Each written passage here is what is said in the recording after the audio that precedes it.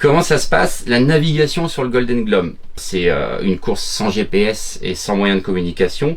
Donc qui dit sans GPS demande toute une organisation comme à l'époque. Comment je fonctionne?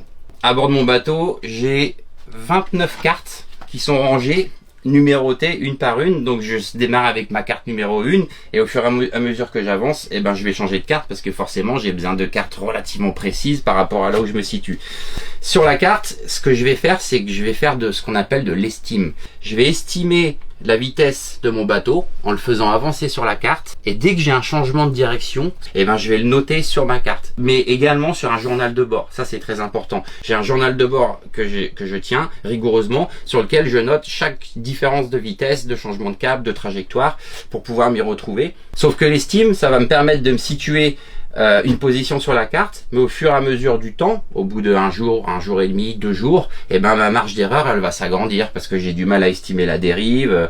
Moi, je vais forcément me tromper un petit peu, c'est quand même pas hyper précis. Et donc, ce qu'il faut faire pour recaler l'estime, on se sert du sextant. Il a son petit rangement ici pour que je puisse le sortir assez vite, parce que des fois, quand j'ai besoin de faire du sextant, il faut qu'il y ait du ciel dégagé, il faut que je puisse voir le soleil, ce qui n'est pas toujours le cas. Le sextant, donc je le sors de ma boîte. Je vais à l'extérieur faire un relevé, donc comme on a déjà pu voir, je vais chercher le soleil avec mon sextant et je le descends sur l'horizon. Ça va me donner une valeur, et j'ai aussi besoin d'avoir le temps à la montre exact au moment où je fais mon relevé. Ça, c'est très important. Une fois que j'ai fait mon relevé au sextant, je note ma valeur sur un papier, et là je redescends à ma table à cartes. C'est là que j'ai un gros calcul à faire. Comme j'expliquais, c'est pas le sextant qui me donne une position, il me donne une valeur qui va me permettre de faire un calcul pour à la fin obtenir une position. Et comment ça se passe? J'ai des petits papiers qui sont déjà préparés, et je vais me lancer dans un calcul à l'aide de mes livres, puisque j'ai besoin de ce qu'on appelle les éphémérides nautiques. C'est un petit peu comme un calendrier en fait, jour par jour, avec la date et les heures, sur laquelle on a des valeurs du soleil, de la lune et des étoiles, mais comme je disais, je me sers que du soleil. J'ai des trames comme ça qui me permettent de ne pas m'emmêler les pinceaux. Donc je vais noter la date, l'heure exacte de mon relevé de sextant. Je vais noter ma position estimée sur ma carte, donc ça c'est mon estime.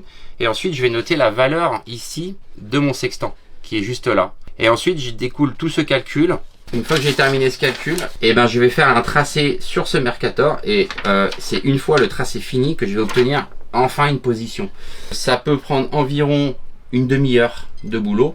Avec l'habitude à le faire quasiment tous les jours, des fois un peu moins, mais ça va aussi dépendre des conditions. Vent arrière c'est rapide, auprès dans du mauvais temps c'est beaucoup plus long. Donc navigation en sextant, c'est quand même quelque chose qui prend pas mal de temps sur le bateau, donc que ce soit la partie relevé calcul, mais surtout la partie estime sur la carte. Ça c'est très important, il faut être rigoureux. La carte est toujours à poste sur la table à cartes avec mon journal de bord, et je note systématiquement tout ce qui se passe.